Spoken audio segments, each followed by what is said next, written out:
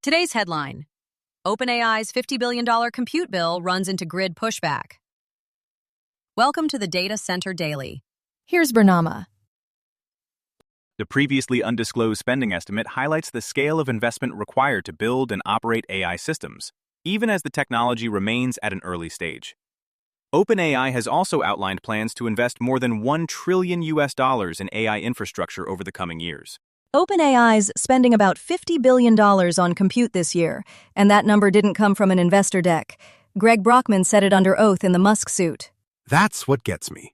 Every other big AI number this week came dressed up in a press release. This one's sworn testimony in a San Jose courtroom. $50 billion in 2026, and they've floated north of $1 trillion in infrastructure over the coming years. Brockman's the same exec, so it's the same mouth on both figures, one in court, one in the keynote. And what I want carved out of that 50 is how much is tied to megawatts already sitting in a PJM or ERCOT interconnection queue. Because if that capacity isn't energized, $50 billion is a check written against a grid that can't cash it yet. There's the whole week in one figure. The capital's sworn. The megawatts are queued. From John Anger at Bloomberg. Soaring U.S. power bills are threatening to claim their biggest victim yet, the nation's largest electric grid operator. Federal officials have suggested breaking up PJM Interconnection LLC, which runs the grid from the Illinois Prairie to the Jersey Shore. Bloomberg's Anger and DeLuhy reported yesterday that federal officials are floating a breakup of PJM Interconnection, the operator running the grid from the Illinois Prairie to the Jersey Shore across 13 states.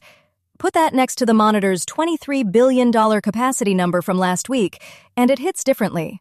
The watchdog said the queue assumptions were broken. Now we're asking whether the governance structure can survive the load at all. And here's what that does to every clean energy PPA signed into PJM territory. Your counterparty is the grid operator. If PJM gets carved up, who's on the other side of that contract in 5 years? Last edition, we were talking PJM price pressure as a backlash story. Now it's federal talk of dismembering the thing. The cost allocation fight just went national. If PJM fragments, who eats the transmission investment sized for a grid that doesn't exist anymore? And the pressure point is one stretch of Northern Virginia, Ashburn. Data Center Alley is straining a 13-state operator badly enough that Washington's reaching for a structural fix. One county. The biggest grid operator in the country, and the thing that might break it, is a cluster of buildings off the Dulles Toll Road. From Sean Wolf at Power Engineering. The Federal Energy Regulatory Commission, FERC, has issued a waiver allowing Constellation Energy to transfer capacity interconnection rights from one of its gas plants to its 3 Mile Island nuclear plant, effectively reducing the timeline for restart from 2031 to 2027. Here's the mechanism, because it matters. FERC let Constellation transfer capacity interconnection rights from its Eddystone gas plant to the 835-megawatt 3 Mile Island restart. That moves the in-service date up from 2031 to 2027. And it's the only thing in the whole rundown this week that actually shortens a timeline. Not a groundbreaking, not a summit photo, a paper instrument that makes the Microsoft PPA financeable years earlier. Wait, so the fix is they couldn't build the transmission, so they just borrowed the grid rights from a gas plant down the road? That tells you everything about where PJM's queue actually is. Constellation basically said the contingent lines PJM wants, hundreds of miles of them, are so delayed they're not real. So FERC said, fine, take Eddystone's spot. Honest, at least. All week, the ERCOT screen and the PJM monitor have been process stories. Here, a regulator actually accelerates physical generation, 835 megawatts of it. 835 megawatts in 2027. Northern Virginia's queued load wants more than that, sooner. So does it hit the PJM dispatch stack before Data Center Alley needs it, or after? That's the year I want. Here's Hoodline.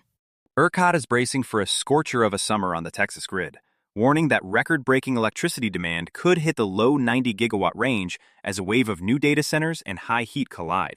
ERCOT's flagging the low 90-gigawatt range this summer. That blows past the 85.5-gigawatt record from 2023, per the Houston Chronicle. And the tightest hour isn't midday. It's 9 p.m., when solar drops off and the AC's still running. And on Monday, the board approved the feasibility screen for Batch 0. The PUC still hasn't signed off. so the screen's running while the load it was built to filter is already showing up at the door. Vegas told the board it's still showing adequate capacity, with a low likelihood of emergency conditions. June EEA risk is 0.09%. 0.09%, sure, on the model. That number leans on roughly 11 gigawatts of new plant additions and these new rules for dialing back big users. Translation: the comfort margin is partly the data centers agreeing to get curtailed. GeekWire writes, A Texas company has formally signaled plans to build a data center in downtown Seattle, even as the city moves toward a moratorium that could impact the construction of such facilities. Digital Realty of Austin, a real estate investment trust with more than 300 data centers worldwide, wants to demolish the building at 301 Virginia Street and replace it with a 6-story structure, a data center on 4 floors plus a lab, office, and retail space, permit filings show. Digital Realty filed at 301 Virginia Street on May 29th, and the council's Land Use Committee votes Wednesday to send a 1-year ban to the full council. That timing screams developer reading the calendar. the instrument here matters.